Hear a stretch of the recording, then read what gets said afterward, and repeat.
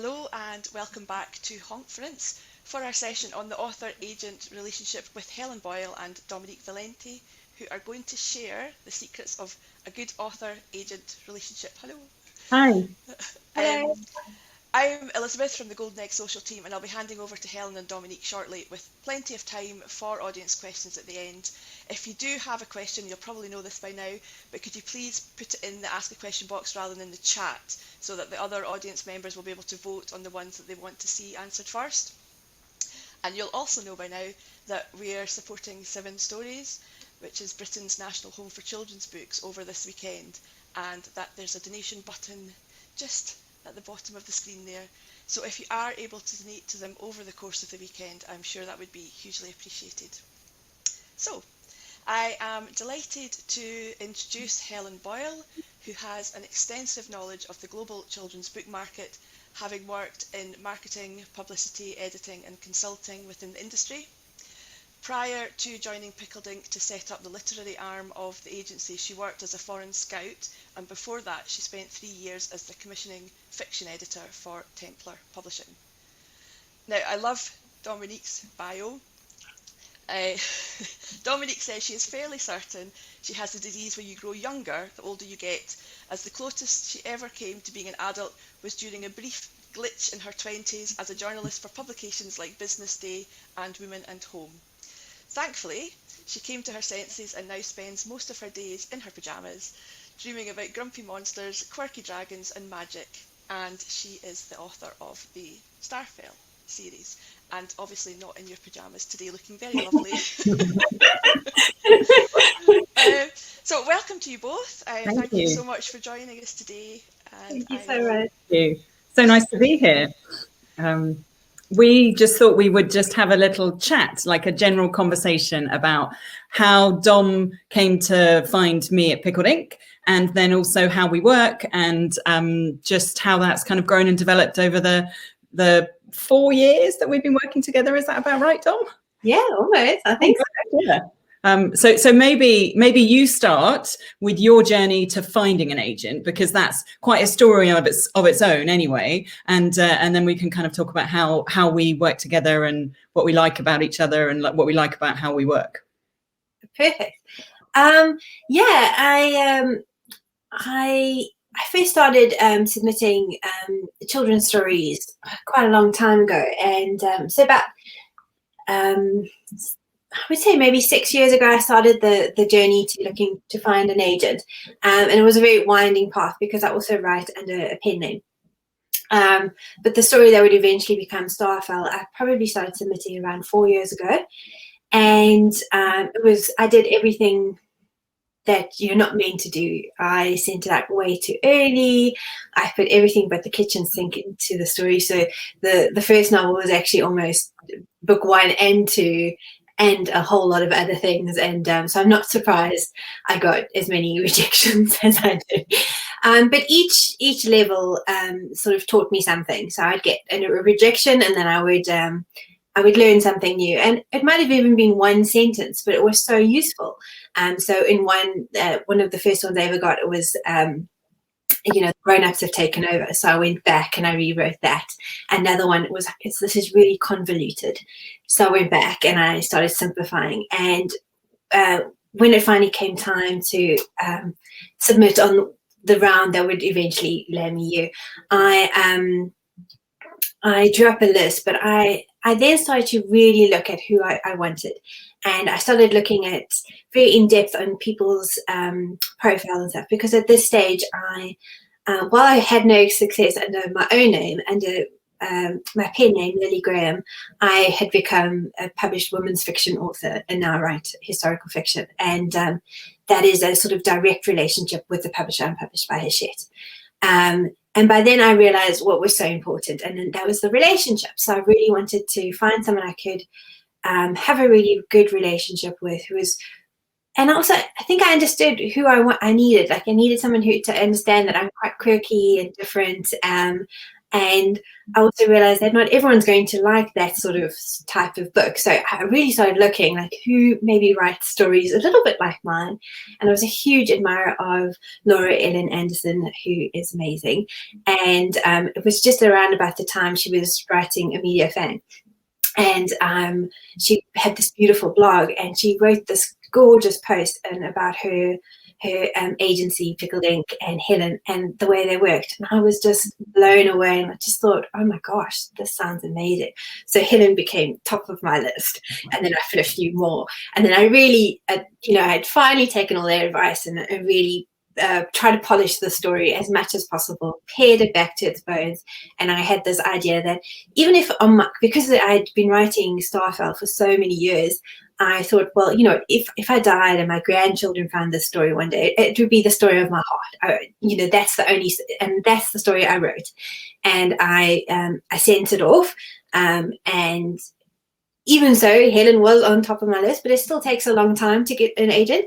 And so I had about 22 people, and I think it must have been about 24, because I had 22 rejections and then 2 agents came through, and I was in the lucky position of having to choose between the 2. And I met Helen for a lovely meeting, and I just sort of fell in love, and the most warm, generous, kind person. And it was just so exciting. And I thought this was going to be a journey, because while you told me like what you liked about the story, you also told me what was wrong, but in a very constructive way. But it made me feel so empowered, like we can do this, and this is going to be fun, and that you'd enjoy working on. And it was everything that in that initial post from Laura.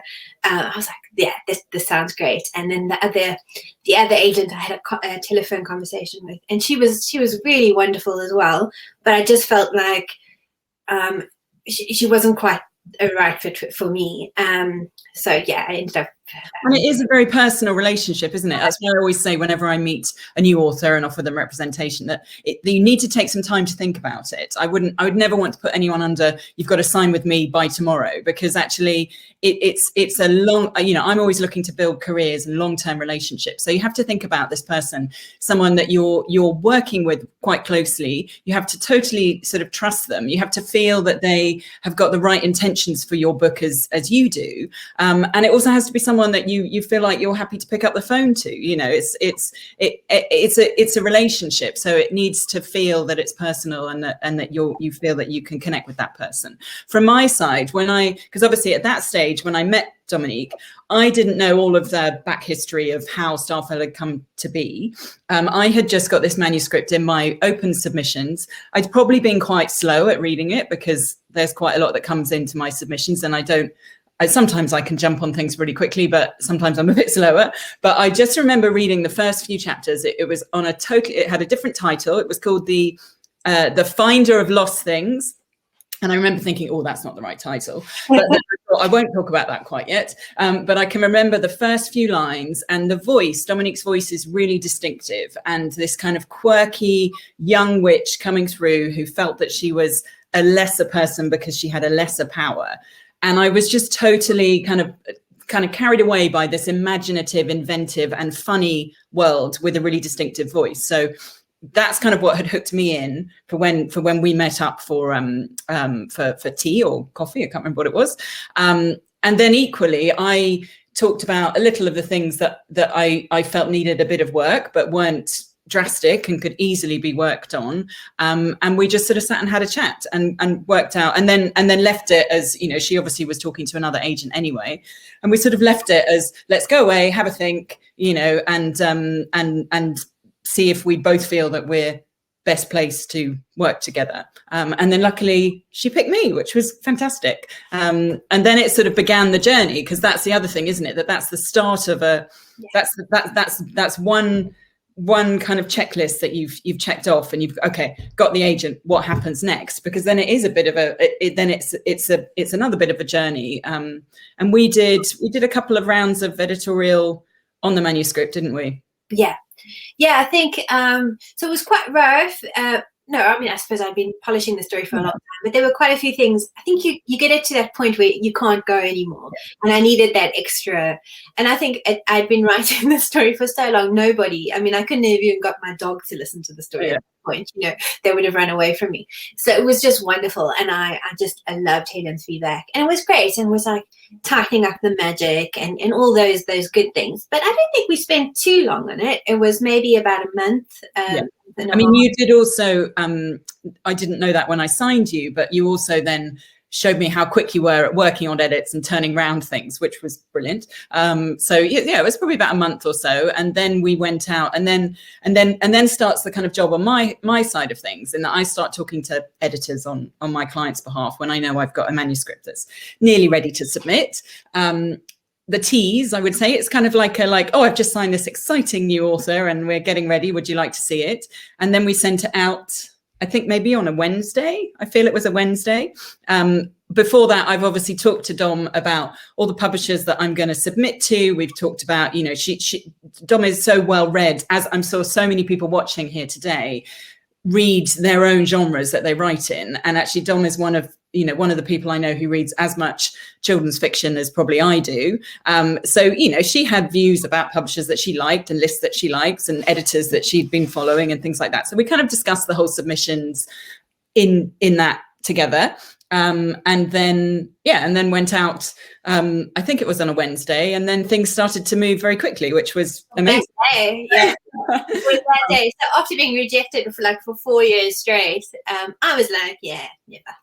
And I think you sent it out at like 9 in the morning, and you were like, okay, it's going to be a bit of a process. And I expected it to be, because I've been rejected by almost every agent in Britain before you. So I was like, never, you know. And then, I think we got our first, was like almost a... Yeah, we had someone who typed it. Of like a preempt, yeah, almost. But it doesn't, you know, that's a very rare time that happens, certainly in my experience. Yeah. But it was exciting, because then the great thing is that then we got to go around to all the publishers where instead of us trying to sell a book to them, they were trying to sell themselves to us, which was really fun. And daunting, but it was so wonderful. And it was like the nerdiest, like if I could have had on my bucket list, because I love books and, you know, I love publishing houses. So to go into every publishing house, it was like a dream come true. Like that would be like my nerdy road trip if I could ever, you know, not that they let you behind those coasts. Right. So yeah, it was amazing. So I suppose what started, so that started at that kind of height of excitement. And then obviously there are considerations, and, you know, I'm there as an agent for Dom to, you know, she has to make a decision. She was in a lucky position that she had more than one publisher who wanted to buy Starfell. So we're weighing up lots of things. She's asking me lots of questions about the industry, about the editors, about the publisher, about their vision for this.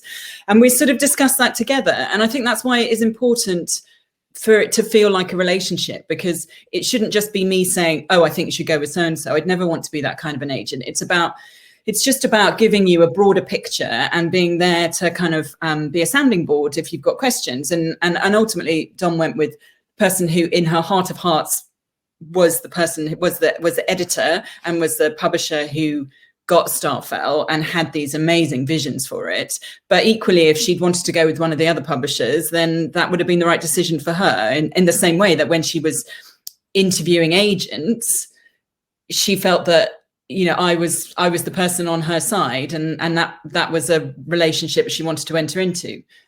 So I think that it's about support and listening and communication a lot of the time, what I do, and also being a sounding board for questions that my clients, my authors might have about their publishers and how the whole industry works, because it can be quite opaque as an industry generally. Yeah. But then I suppose as an author-agent relationship, then things, once you've got a deal, then it moves into the next sort of stage of how we work together. But I still read very early drafts of yours on your books, which I hope is helpful. Okay. Yeah. Like I think also that's so important. Like the kind of person I wanted was someone who's going to be incredibly kind, but at the same, not in a, you know, oh, this is wonderful, but as in, you know, not tear you apart, you know. So I kind of always wanted that if I sent it to you, it was almost it was a very safe place, and that's how it feels. It feels very much like I know it's going to, even if maybe it needs a lot of work. It's just, I don't feel this dread, you know, and I have heard this from other authors where there's this terrifying fear, you know, of what your agent's going to say. And obviously I get excited, and I am a bit apprehensive, like maybe she doesn't like it, but I always know that Helen's going to take it seriously, that she's going to be as kind as humanly possible. But you know, you don't pull any punches. So if it, you know, but without any of the you know, sort of soul destroying kind of, this is the worst thing. It's just like, hey, this needs work and that needs work, and you know what I mean, without, you know, going into almost like it feeling overly. Yeah.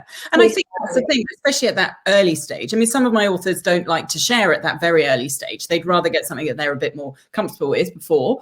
But sometimes it's just a case of someone seeing the spark of the story of you're trying to tell and saying, yeah, this is going to be, it's going to be totally fine, but, you know, let's think about here or there, or how can this be strengthened or improved to get it up to the stage where it feels, and you know, then the books go through lots of changes with your editor and with everyone's editor anyway, but it's sort of just as a sort of, I don't know, a first shaper of a story to give you some confidence that you're on the right track. And that absolutely, like, I mean, I'll sometimes phone you and we'll get to talking, and sometimes we'll even meet up in person with wine. Oh, like with Starfell, was it 2? No, it was 3, the first one. And it was just before lockdown, and we had this wonderful conversation, and it was so funny. I just sent Helen the final manuscript, and it was about, I had some events because it was I was lucky enough to have Starfell be picked for Book of the Month for March. And so I was in London at the time, and it was like, maybe you knew that I had a meeting, so you're like, are you around? And we started talking, and it was like, and I knew I had to be, so we were having like the best conversation and laughing, and I was like, this is where it's going to go. And it was like quite a dramatic moment, and we were both like almost like tearful. We're like, no, we can't do that. And we were like, I have to do this, and it was so exciting. So I think also that's the other thing, your agent can be that person that really, like your parents, your husband, they sick of hearing it, but your agent wants to hear, and it's wonderful. Yeah. I mean, that's the thing about my clients, my authors' books, especially when they're writing series, is that their imagination is just incredible, and these inventive worlds. And I'm a geek. I'm a book geek too, so I get involved in Dom's world, and I'm like, oh my God, Starfell, we could go here, and what about there, and you know, have you thought about this? But I think another important side of the author-agent relationship is not imposing anything on at any stage. I'm just there to make suggestions. If I can see somewhere where there's a flaw, whether it's a plot flaw or a character that I just don't quite believe in, I can ask those questions like an editor would, of saying, what about this? Or I don't quite buy this at the moment. Why don't I buy it? And what can you do to make it work better, rather than, you know, take it out and write it like this? I'd never want anyone to feel that I was sort of stepping on. That's not my role as an agent, to step on actual voice editors voice or author's words or that. It's just, if there's something, sometimes you need another pair of eyes to go, I don't understand this doesn't make sense to me. So the minute that someone says that, usually then the author's,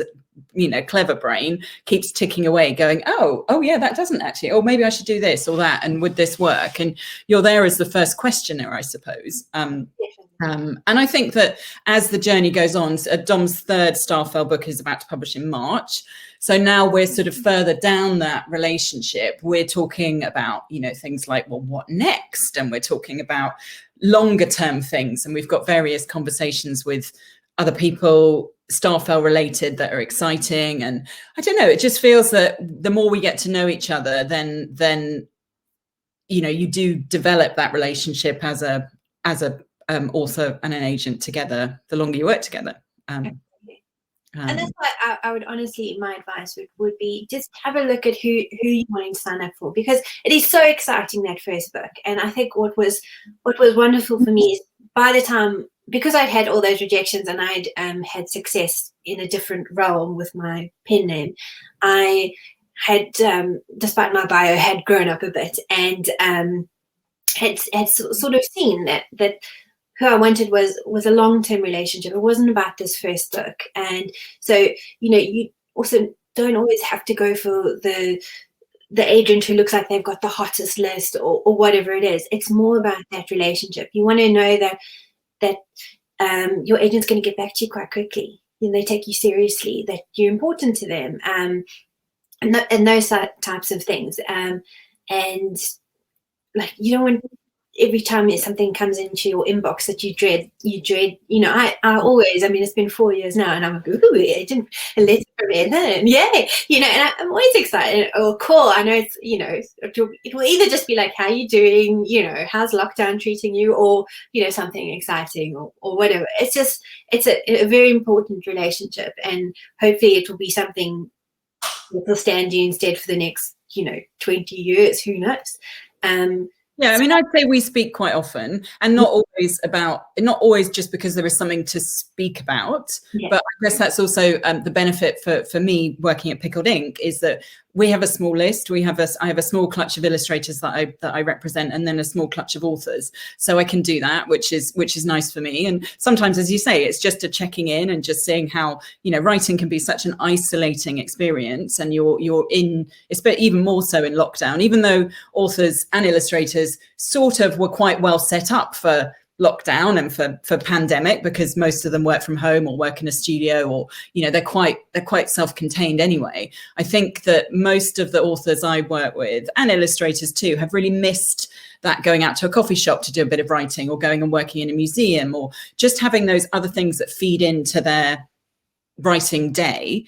And so I think it has been quite important to sort of touch base and make sure people are not climbing the walls with lockdown, and and I think most people found last year writing quite hard. I know you did, Dom, just generally as a creative, that everything that was going on in the world filled up one head, so you can't quite have the space to create. And you certainly, I know from Twitter and from my own other authors, that you weren't, that's something that a lot of people were experiencing. So I think an agent is there as a support through lots of different scenarios, for me, certainly. Absolutely. Like I put a lot of pressure on myself, and I think every author and agent might be different, but I think it's, I can't speak for you, but I think maybe it's just about knowing who you're dealing with. So I think, like, once you get to know someone, like, sort of maybe what they might need, like I think I sometimes need a little bit more support in, like, the emotional side, because I'm quite a softie and things get to me. So to be like, stop being so hard on yourself. No, this is good, and that's what you stop looking at Twitter. Yeah, get off Twitter, that hell app. Yeah, we love Twitter. Don't get me wrong, I do love Twitter, but I think that it can be quite if you're in a bad place as a creative, Twitter or Instagram can heighten the feelings of insecurity that you have very easily, without you meaning for that to happen, or without it, or without Twitter doing anything different. It's almost just what you project onto social media. So I think that a lot of people last year, it's easier sometimes to take a step back, and filter what you read and what you see, because otherwise it can make you feel really rubbish about yourself when you don't need to feel rubbish about yourself. Exactly, and so it's often like good advice, like I'm sort of getting older, and I used to be able to do like all-nighters and that kind of thing. And I remember having a great conversation with you, saying, Dom, you probably just burnt out. You actually need to have a little bit more structure in your day. And I know you don't love routines, but maybe it's time to just like a gentle routine with no big pressure, like just, and I have been adopting that, and it's been really, really good. So it's those types of things. And also, like, I think when you're a new debut author, you always obviously want to make a good impression with your publishers and your editors and that kind of thing, and you'd often come back and say it's okay to stand up for yourself. It's okay to say maybe this isn't working, or whatever it is. Maybe it's you don't particularly love the color of the cover, or whatever. Not that that's happened, but you know what I mean. It's okay to to voice. It's okay to have a voice. I think that's part of being an agent, isn't it? It's I'm there to represent your views and amplify your voice if you don't feel seen or heard in an area that you want to be. So but it's also okay. It's also about supporting the voice that you are allowed to have, because it's your book, and it's and I think that sometimes people feel incredibly privileged to get an agent, and then incredibly privileged to get a publishing deal. And it is a privilege because it is very difficult sometimes. But just because something's a privilege doesn't mean that you have to then be a walkover. I think it's the same thing. It's a balance. It's a relationship, and your voice is equally as important as everyone else's voice in the collaboration, in the team that brings a book to market. So I think that I definitely feel I'm there to support that, and to step in if things get difficult, which luckily they haven't. But that's sometimes the case, that you want someone who's going to go, actually, that's not going to work, or we'd like to approach that in a different way. But at the same time, I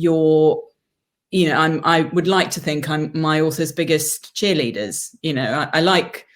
For me, one of the wonderful things about being an agent, and I've been an editor and I've worked as a scout, which I think there was a foreign rights conversation yesterday with a couple of people talking about that. What I love about being an agent is I see the whole process, and at the end of it, there is a book that I have somehow helped bring to fruition.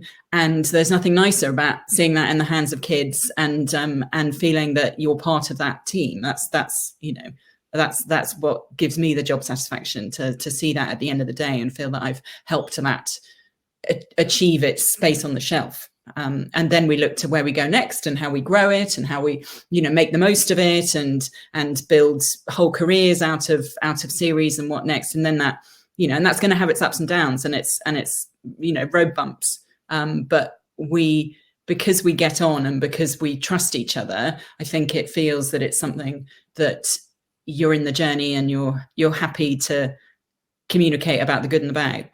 Oh, absolutely. I think it comes back to that safe place again, where so often I feel the freedom to tell you things that I might not feel with anybody else, that you know what I mean, and it's a safe place that you can go and say, oh, I don't know about this, and then often it's just being you'll provide that perspective, because you're too close to something, so you'll be like, oh, I feel like my grammar is terrible, because no, that's just how it is, or we do overuse a comma. We have had the comma conversation, but I have gotten better, but yeah. But you know what I mean? I think it's so easy to walk this sort of tightrope with and sometimes I think some people just need to get something to sort of say how they're feeling, to then work out that actually it's going to be okay, or that actually the thing that they're worried about is not anything to worry about. You almost need to tell someone that, for someone to go, oh, okay, well, I think that's going to be fine. And actually, and I think it's the same with you're pretty good when you get your edits and your copy edits and all of that. But I think that sometimes it's that hating what's come in, and then taking a little break, and then coming back and going, oh, actually, yeah, they're probably right. Or, oh yes, they've raised that question. Oh yes, sometimes you just need a bit of space and time. And sometimes the conversation with your agent will help you get that space and time in that process. Definitely, yeah. And I mean, it's like with every book or every series is different. So like, under my historical fiction pen name, it's different, but I think you're not dealing with fantasy and that kind of thing, so it has its own challenges. And so often I'll be like, oh, I don't know why I can't just get this, and you'll be like, that's because you're original. And how boring would it be if your plots were so easy that you could solve it in, and so it's always those kind of, you go, oh, okay, yes, no, I'm a genius. No, you're not. You still don't know how to use a comma. So I think it's about, I'm excited. As I said, we're book 3, Starfell, about to publish, but actually, there's a book 4 to come. There's more, there's lots of, it's an interesting and exciting point of the journey from where we started kind of 4 years ago. And I like the fact that we probably know each other better. So in that sense, it's not easier, but it's just a different relationship as you progress down the line. I'm sure that any agent who's got long-term clients, and especially ones that have been writing lots of different things, the relationship does change and grow as you go through that, and that's what's fun and interesting. And Dom's not always going to write magical fantasy; she might write something else, and I'm excited to see what she would bring to a different genre as well, because I think that when someone's got a really fantastic voice and storytelling, then it'll be interesting to see what happens further down the line. And I think I think you're always looking for someone who will support your work and support your vision for your work, but also support you as an author for a long-term career. Yeah, definitely. I think that it's not just that one book. Yeah. So I think if you have other stories in mind, it's good to just sort of sound your potential agent out, and what other sort of stories would they be interested in. And I think that was very, very important for me, because I knew also with my pen name that I'm not just this one book. You want to know that, as weird or as wacky as the next one is, or, that potentially there's still scope, and that it's a long-term thing. And I know I do have that with you, so it's nice. I mean, you always want to feel that this is a great place to speak about new projects, and you're the first person I generally tell, So I'm. Do you think there are any things that when you were at that stage of meeting a couple of agents and thinking about representation that you wish you'd known about the industry at that stage, or that that were there things that you would have liked to ask had you known it, in a sense? Because I do think publishing can be quite opaque as an industry unless you're in it, and even if you're in it, it can sometimes feel quite, you don't know exactly what's going on here and there. And I wonder if there are any things that would have been interesting to talk about even more so at that early stage. I don't know whether about the publishing process or about I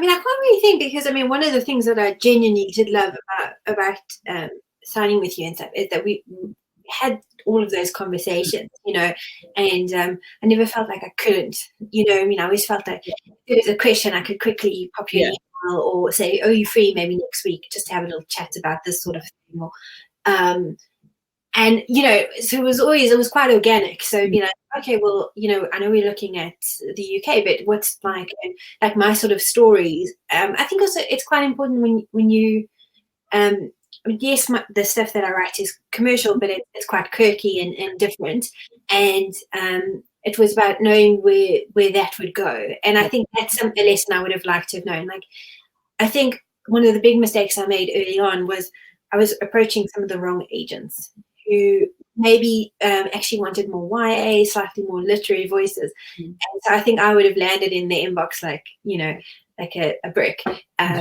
It's also about the right, sometimes it's about timing, isn't it? It's about the right time. And probably when you were first querying, when Starfell was 2 books long, thank you that I didn't see it then, when it was twice the length, and had to wrestle it down. But it was the same length, just okay. in like 46,000 words.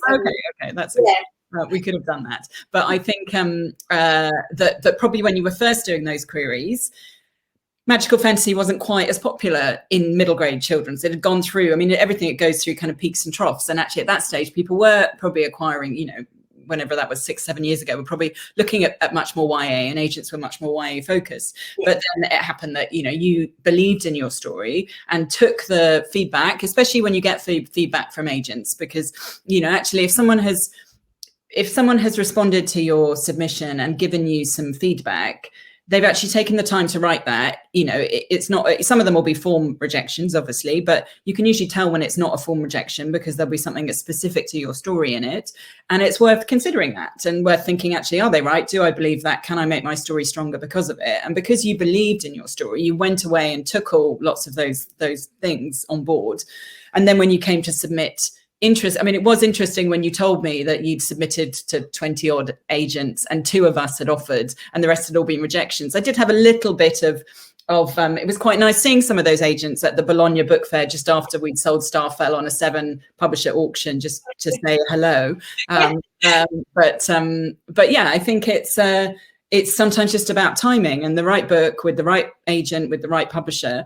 And that's a very difficult thing to replicate, but you sort of know when you have read something and you love it and you think it feels exciting and special. So a lot of it is about timing, I think. Yeah, I think so. And I think a lot of people who might be on the flip side of this now, who are desperate to get their YA published, it will come in. Yeah, and there's been lots of YA that's being bought, and I think that it's there's lots of interest in lots of different genres, and as long as your book stands out, and it's subjective, isn't it? Any of these relationships, whether it's agent author, whether it's then author editor or agent editor, so much of it is a subjective reaction to a manuscript, to whether you love the voice and to whether you can see that it's something commercial, that where the market sits for it. Those are the kind of, from an editor's perspective, that's what they're looking at, but they still have to engage with the voice and the story, and that is sort of subjective in a sense. It's difficult to predict. I've got a good idea of which editors like which type of books, but I don't necessarily, you can't always judge whether they'll like the voice of that type of book. And that's the nature of anything that's creative. We all have different responses to it. So, you just hope you find that one that has got a total passion and vision for it and is excited about working on it, because we all want books that we're excited about, especially in current times. As Dom said, you don't want your inbox you don't want your email to come through and you see an email and you kind of groan, because you want things that you go, oh, I've got a new edit to read, or oh, this is exciting, and I want the editors to have the same feeling, that they find books that they're passionate and excited about, because then everyone's in that best place for a book, really, because it is a journey and it's a long, the time span between books. You found that different from your adult fiction, because your adult historical fiction you write for Bookouture, part of the Hachette group, which is digital only to start with and then paperback through Sphere. Yeah. But it's a totally different time frame, isn't it? Completely different. So all the partners and things are online, so there's not whereas with so I had to completely relearn this industry, and it was so interesting for me because by the time we do something, I would have almost written and published and had a book out in the time it took to maybe edit the first draft or second. Yeah, it was just such a very different time scale, and I had to learn how things work, bookshops and all of these things. It was really quite exciting, and suddenly to go from a very online space to being more of a real space, that was also challenging for me, because I have a disability, and it's not that I don't mind speaking about it, but I think online you're not having to do a lot of that. But suddenly I had a lot of events and had to, especially with kids, and you had kids that the first question would be the question about your arm, and that's something that you mentally have to prepare yourself to talk about in a public space, which hasn't been something that you've had to do for your adult books, and it's a different different approach and different challenges. Yeah. Absolutely. So it was just like relearning, just sort of how to put myself out there a bit more, and in a way that felt like good for me. So Shem, I've seen a few things about Twitter. I don't mean that it's a hell app in like a horrible way. It's just like when you're feeling a bit vulnerable. Yeah. But it's like when you're feeling vulnerable anyway, you see something, and if it plays on any insecurities you've got as a person, then it can make you exacerbate. I mean, Twitter is a brilliant place, and the support from bloggers and librarians and teachers is amazing. And it's been so great to see the reaction and the fans of Starfell that find you on Twitter and Instagram. It was wonderful. So I genuinely do love Twitter. I think the problem is it's a bit addicting. Yeah. And when you are feeling a bit bad, that's when you'll go on and everyone's having these incredible successes, and you can forget all the good things that have happened to you. And I don't think I'm alone in saying this. I think a lot of people have had that. So just want to put that out there, because I've seen a few that, no, please, I do love Twitter. Yeah. It's just more about mental health, and I think that's one of the journeys that I've had, like with you as well, like how to go to school events and do those kinds of things, and we've bashed ideas. I mean, I think I've shown you my presentation, and so that's where I think a lot of people just think the agent is just this person you send and then that's it. It's a very involved, collaborative thing, and if you can find the right person, I think it's a very special relationship. And I think it's also the right person for you, isn't it? Because I think there are some authors out there who actually probably don't want an agent who gets involved editorially, or they don't want an agent who, you know, they don't need that, or they don't feel comfortable in that space, and they feel that they want to keep a lot of that to themselves, and that's totally fine. And I will work with people like that as well. I think it's just about how you approach what you're looking for, and making sure it feels like it's the right fit ultimately. 100%. Like, you know, sometimes I'll get people asking, you know, that they want to approach Helen and what kind of an agent is she. So I'll tell them. No. And I'll just, you know, I'll be like, this is what I want from an agent. This is what Helen has provided me, and it's amazing. So if that's the kind of personality, because you might find that there were some people like who love very like intense editorial type of things, or maybe someone who doesn't. You know, I like getting all the editorial feedback. I really enjoy that. I feel like books are collaborations as it is. But maybe you don't want that. Maybe you want the smallest, thinnest notes possible, and, you know, a less, I don't know, hands-on relationship. That, I mean, I don't know what you want, but maybe that. And that's important to know. It's like when you read a book review. I mean, I've read a few bad reviews, which has made me quickly click on a book. Like I read, I won't say what the book was, but was talking about the humor in the book and how, you know, oh, profound, beautiful language, and then suddenly, you know, this kind of humor. And I was like, oh, that sounds amazing. So I clicked on that bit. So everyone's different, you know, and you might want different things. I think what Dom said, though, is like, take your time, do your due diligence, you know, think about what you want. You know, if you're in a position where you've got choice, then that's great. If someone offers you representation, but you don't like them, you don't have to say yes. You know, there is that too. It's like, if you don't feel you click, you know, by turning down representation doesn't mean you won't ever find it somewhere else. It's about making the right decision, I think, because I don't think I'm alone in thinking this from an agent's perspective. We all are in it for a long-term career perspective, and we want to have people that we enjoy working with on both sides, and that's a two-way thing. So it's about finding a good fit. But I think we should probably open up some questions. Yay, Liz, back. Well, good timing. That's been absolutely fascinating. We've got some lovely comments. Did we ramble? Well, Ramble very much. No, not at all. That's been great. And you know, your relationship is fantastic, and that obviously comes through. So yes, that's been fantastic. We've got about 19 questions, so we might not get through them all, but we shall do our very best. So the first one is from Ruth, and she is saying, what questions do you like to hear authors ask you after an offer is made before they accept? So. Well, usually lots of those questions they might have asked me when we've met. I always meet, even in current pandemic times, I wouldn't take anyone on unless I've met them, even virtually. I like to see the whites of someone's eyes, basically. I like to see if I can work with them, you know, and I think they should see if they can work with me too. So a lot of those questions we might have covered in just general conversation about publishing. I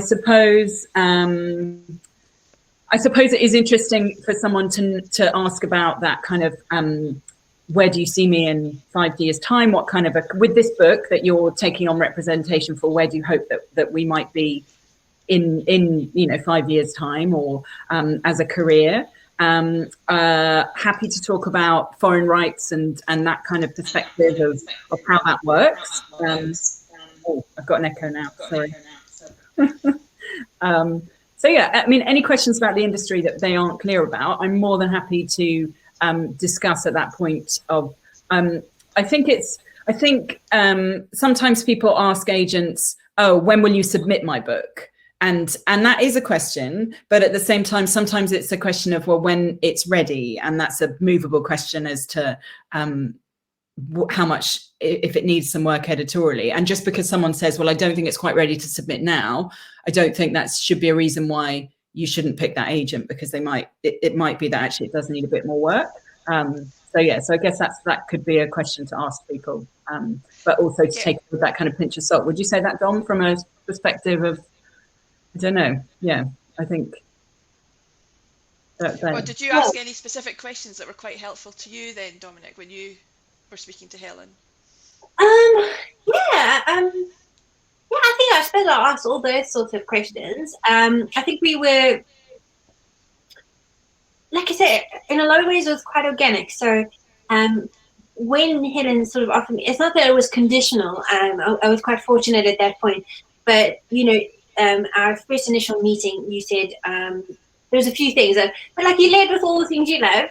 And then they were like, but I'm not sure if this quite works, or have you thought about maybe doing this, or that kind of thing. And then we said, okay, well, and then once we'd signed, it was quite exciting, and I think I knew at that stage that we still needed quite a bit of work to do, and I was so excited at that point to finally have me back on this novel, because I couldn't pay anyone to read it at that point.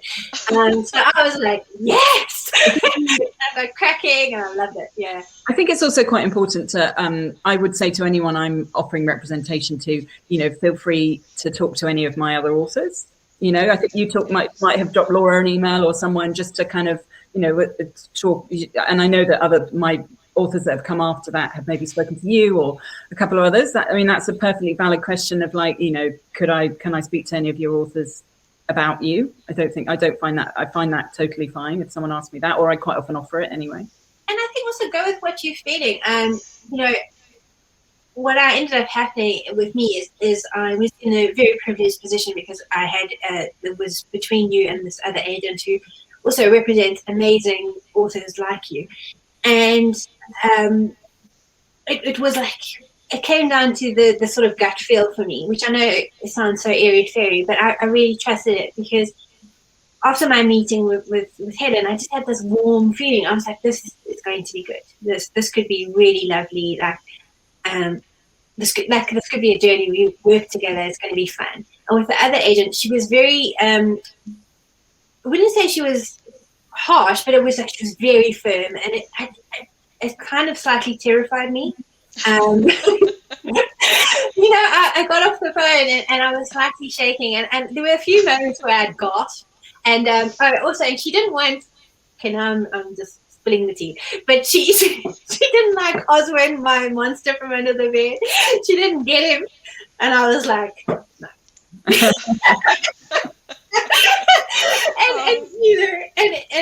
I remember in my family, but she's an amazing agent. You're looking at all her people, and I was like, I don't know, that's scary, and I don't know about Oswin. I feel like he's quite key to. I think you might have said more Oswin. I think that might be one of the conversations. It was your first one. I was like, anyway. I'm very flexible with a lot of things, and I think what is funny is we ended up doing maybe what she probably wanted, which was to give Oswin more of a role, besides just being grumpy. Yeah. I think she wanted a different best friend to take over, and I was like, no, that's not going to happen. I can give him more things to do, so he's useful, But yeah, it was just, I think it's like, it sounds silly, but it is. Go with your heart, and is this person going to be, if you are lucky enough to get, I do understand that sometimes it is just this one agent, and then that's fine too. Mm-hmm. That's really good advice. Yeah. Go with Next your heart. Question.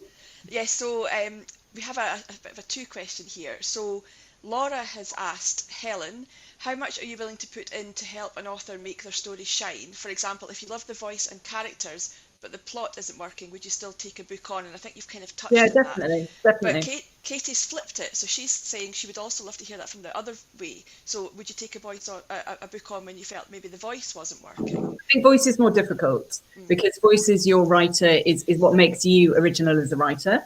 And so, and I think as an industry, we probably over-concentrate on voice generally, and maybe we should concentrate more on plot. But I think that you've still got to find something in the writing that you love, because even if it's a brilliant concept, if there's not enough to carry it in the words, all it's ever going to be is a brilliant concept. And then I think, well, that's been a lesson to me as an agent, of reading stuff on submission and going, oh, there's something there, because this is such a great idea, and thinking about the writing. And then ultimately I go with my gut too, because quite often if the writing doesn't fulfill the promise, it might never do that of a great idea. And there are lots of great ideas out there, but what makes great books are authors who can turn great ideas into great stories, and that storytelling comes through the voice. So I think the voice is more tricky. The plot is easily possible. Yeah. Good to know. Excellent. So we have one from Claire who's saying, what is the agent's main role post-publication? So do you move on to working on the next book, if there is one, or which you hope there is, or does the agent get involved in the selling and the promotional side, or is that more left to the author and their publishers? Well, ultimately the publisher is in charge of the promotional sales and that side of things. But I think that the agent provides a sort of supporting role. As I said, I think a good agent is the loudest cheerleader for a book when it publishes. And so we'll have conversations once the final edit is done with the publisher. Then about 2 to 3 months before the book's published, you know, I'm asking for the publisher for a publicity and a marketing meeting, or they might have pitched one already. And we sit around the table all together and get involved talking about that. I guess an agent would also, if there's another book in the series, sometimes with some authors like Dom, I'll read that very early before it goes to the editor, even though it's contracted to already. Similarly, we might talk about a new idea to sell into a publisher, whether it's an option book or whether it's a whole new idea somewhere else. So I definitely think it carries on post delivery of manuscript and you know, go to production, go to print, and quite often it'll be, you know, talking about what's the best, we're all part of this team, how can we all help promote this book when it comes out to publication? Not just what are you doing and why haven't you done it? It's like, what can we all do together? I think group effort. Yeah, so definitely. Dominique, how do you find the promoting yourself? Do you have to take quite an active role in that from the author's perspective? I think one of the things that I have found is that my publishers are honestly just so amazing. So they'll let you do as much or as little as you want. But I'm one of those people who constantly, and I think that's where sometimes I can find it a bit scary, because I'm a natural introvert, and so there's, you know, I have to sort of put myself out there, and so I have done that myself, and I always want to help. I want to give the book the best chance it can be, and I don't want to stand in its way either. So I'll try and do whatever I can, and we'll have like a conversation beforehand about marketing and what's going to happen and what I can do. So with book 2, with lockdown, I got a lot of promotional material myself, but that was just out of my own volition, just because of, you know, I'm a geek and I love stuff, and I really wanted an Osmond pen. I wanted cool pencils and things like that, and but yeah, it's often a conversation you can have, and one of the things I do genuinely appreciate between everyone I work with is that no one forces you to do anything. So I'm, like I say, I'm quite shy, and school events, when you have a disability, can be a bit hard sometimes, because you feel like instead of talking about your book, you're there as a role model, having an inspirational talk, you know, and it can be quite emotionally draining. Yeah. So like I did about 10 days of school visits, and I was almost like just finished.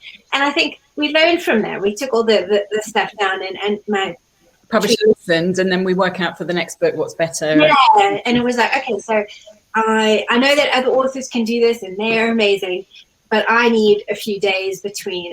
And then the problem is, that's when you definitely need an amazing supportive agent, because then I'm like, oh, I'm a prima donna, everyone else can do it.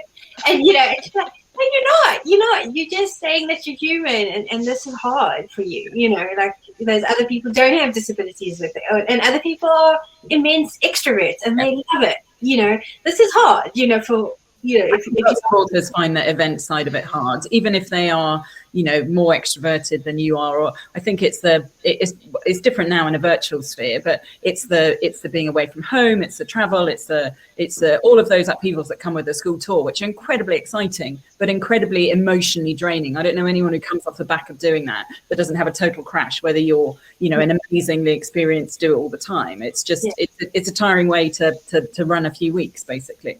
Absolutely. Even though it's wonderful, like, and you get the feedback of the kids, which is you don't get, you know, you get interaction from your adult readers for your historical fiction, but it's nothing like the interaction. Yeah, no, I mean, you don't get unsolicited hugs from the adult readers, you know, like my first school show, and it was quite a big thing because, you know, like I'm born without an arm at the part of my, and this little girl just came running, and she was like, I love Starfell so much, and she just hugged me, and I was like, this is the best day, it's so lovely. You know, that's lovely. Yeah, so I think the problem is, like, actually probably have too much fun, so you like, you know, a person who's had too many sweets, and so by the end of it, you I'm just roadkill. How if we move on to this next one, it's asking how you work together through negotiation with publishers on things like covers and rights and all the things behind the scenes. Very transparently, because all I am is a conduit or just, you know, at the stage before. So like when an agent submits a book, then obviously the editor is coming back to the agent direct. So I would, whether it's a rejection or whether it's a wanting to meet or whether it's, you know, love this book, that I just forward that to whether it's Dom or to my other client saying, I've just heard back from so-and-so, here's what they say.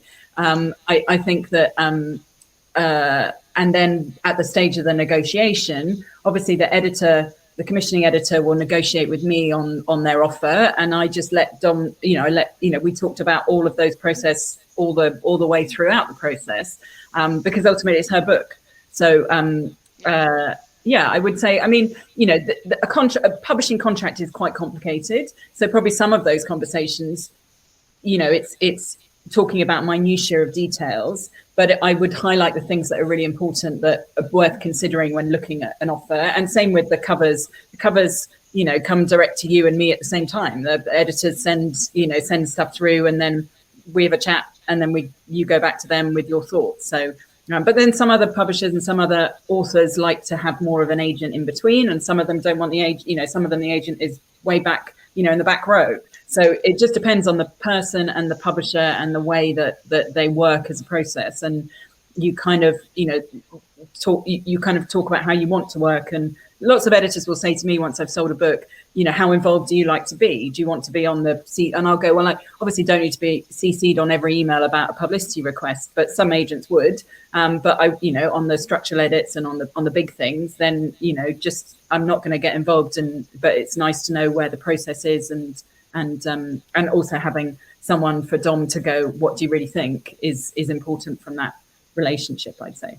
Brilliant. Absolutely. It's like having that sounding board. So like if you get edits, or if you get your cover, or any of those processes, you know, going, oh, those look quite good, you know, or I had to read through what your editor was saying, and that sounds pretty good to me, or I'm not sure, what do you think? You know, and then that way, if, like, you know, you don't really want to do something, you know, you can almost go, okay, well, most people agree yes or no, so you could sort of go with your own. So, like I say, I think it's every everyone's different. So for me, I probably need a little bit more confidence building. So often it'll be, you're allowed to say no. You know, you don't have to say yes to that if you don't like it, or you know what I mean. Or often it's you'll come up with a better solution than what might have been suggested, because you're the author and you know the world. So remember the question and the reason that the question has been asked, but come up with your own fix and solution that feels more part of your story, or part of, and that's often the way that edits kind of roll, in that sense that. I'm conscious of I know, we've only got 2 minutes. I know, but there are a couple of questions that I would hope to get to, if we can be quite quick, because we've got lunch break after here, so we're good. So yes, Joe has said, hi Helen, your bio on the Pickled Ink site says you don't rep picture book authors, only author illustrators. And she says she's just being nosy, really, but wondering why, and if that's something that might change. I used to, and I've got quite a few authors on my list who write fiction, who also write picture books. So I always feel that I love picture books, and we obviously do lots of picture book illustrators at Pickled Ink.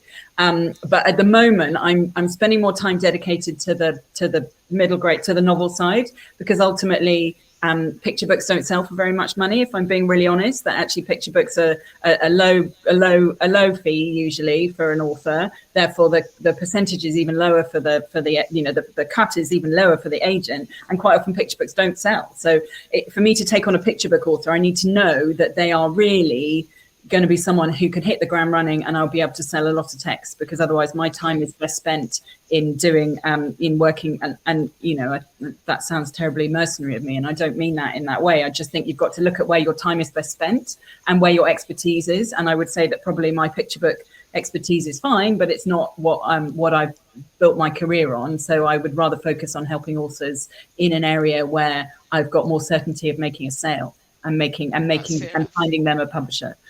Because so at the moment for us, we certainly would look at illustrators who write their own picture books, because we have an illustration arm if there's something beautiful and original. But I'm not looking to take on picture book or just authors at the moment. But that might change, and sometimes something kind of finds its way to me that you go, oh, actually that's brilliant. I can see that person has got. But yeah, for me, I'm just focused better on other places at the moment, I'm afraid. Thank you. Can I just squeeze in 2 questions into one, and we'll make this the last ones?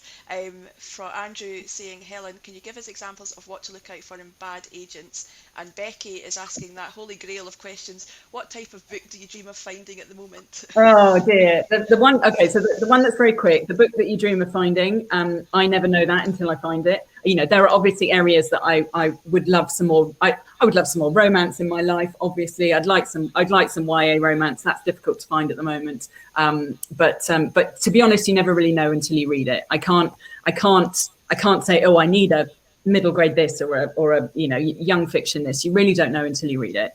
And then bad agenting, I don't know. Communication. I think it's all about communication, isn't it? It's about feeling that you can communicate with your agent. But no, I don't. We've all heard.